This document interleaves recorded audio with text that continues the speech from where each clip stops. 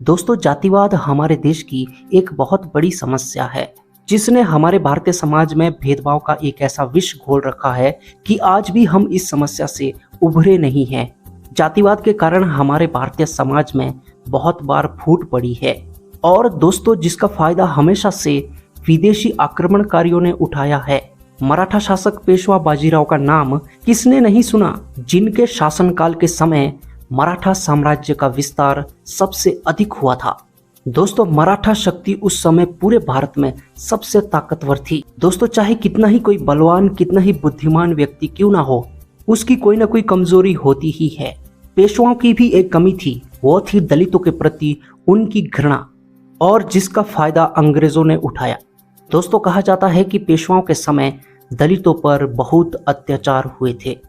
ऐसा भी कहा जाता है कि दलितों को अपने गले में हांडी लटका के चलना पड़ता था ताकि अगर थूकना भी हो तो इधर उधर ना थूके। उन्हें अपनी कमर में पीछे झाड़ू बांध के चलना पड़ता था ताकि जिस रास्ते से वो जाए उस रास्ते से पीछे से सफाई भी हो सके। इतना ही नहीं, जब वो रास्ते में चले तो उनकी परछाई किसी बड़ी जात के व्यक्ति को ना लगे, इसलिए उनका बाहर निकलने का समय केवल दोपहर का रखा जाता था। उस समय सूरज शीर्ष पर होता था और परछाई इधर उधर नहीं पड़ती थी।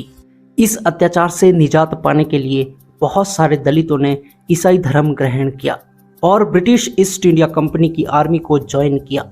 दोस्तों, यहाँ पर एक युद्ध का जिक्र आता है जिसे कोरेगांव की लड़ाई कहा जाता है। 1 जनवरी 1818 को ब्रिटिश ईस्ट इंडिया कंपनी के द्वारा पेशवा बाजीराव को हराया गया और ब्रिटिश ईस्ट इंडिया कंपनी की आर्मी में सबसे अधिक दलित समाज के लोग थे।